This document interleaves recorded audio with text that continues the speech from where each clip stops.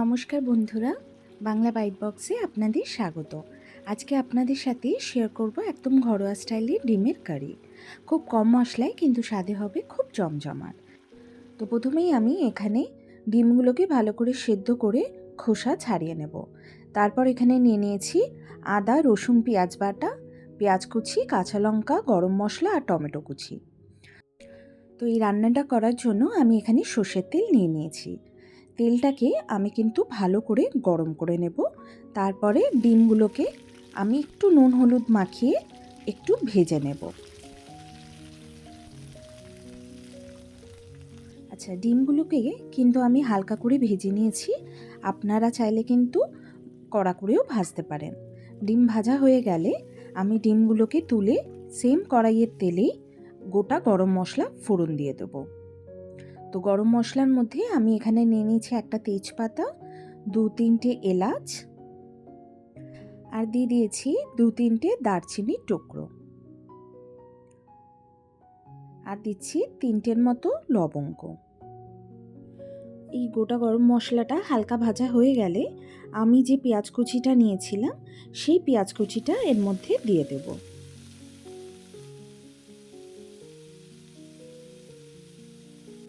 এই পেঁয়াজটা কিন্তু আমি হালকা গোল্ডেন কালার আসা অবধি ভেজে নেব।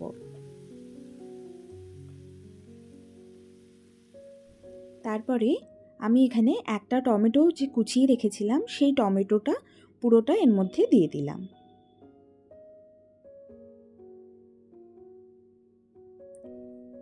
টমেটোটা একটু হালকা নরম হওয়া অবধি আমি এই পেঁয়াজ আর টমেটোটাকে একটু ভেজে নেব।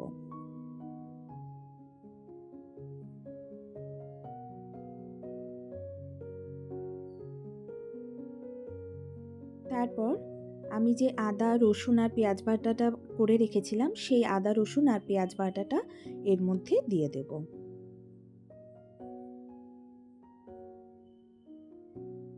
এবারে এগুলোকেও আমি কিন্তু ভালো করে কষাবো, যাতে আদা রসুন পেঁয়াজের যে কাঁচা গন্ধটা সেটা চলে যায়।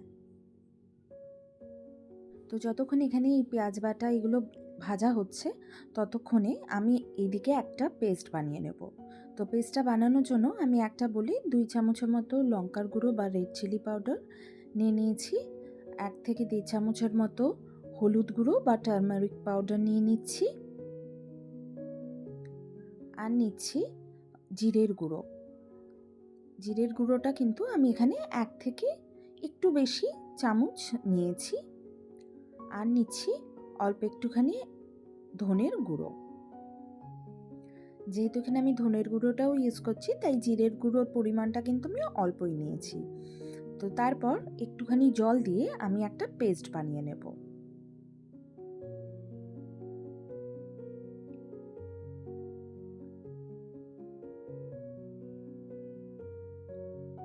তো আমার কিন্তু পেস্টটা বানানো হয়ে গেছে।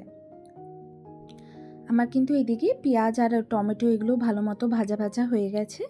তারপর যে আমি মশলাগুলো গুলিয়ে রেখেছিলাম সেই পুরো মশলা বাটাটা এর মধ্যে দিয়ে দিলাম। এবারে এই পুরো মশলাটা কিন্তু আমি ভালো করে কষিয়ে নেব।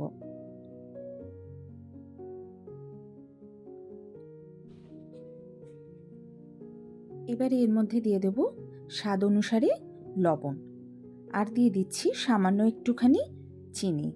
চিনিটা দিচ্ছি স্বাদটাকে ব্যালেন্স করার জন্য। গ্রেভিটা কিন্তু ভালো মতো কষে গেছে, দেখতেই পাচ্ছেন একটা তেল ছেড়েছে গ্রেভিটা থেকে। তারপর আমি এর মধ্যে দিয়ে দেব অল্প একটুখানি গরম জল। তো জলটা যখন একটু ভালো মতো ফুটে যাবে তারপরেই কিন্তু আমরা এর মধ্যে ডিমগুলো দেব। এই ডিম কারির রেসিপিটা না আপনারা কিন্তু ভাত, রুটি, পোলাও, ফ্রাইড রাইস সব কিছুর সাথেই খেতে পারেন, দেখবেন খেতে কিন্তু খুব ভালো লাগে। আচ্ছা, এবারে কিন্তু আমার জলটা ফুটে গেছে, তো আমি যে ডিমগুলো ভেজে রেখেছিলাম সেই ডিমগুলো এর মধ্যে দিয়ে দিলাম।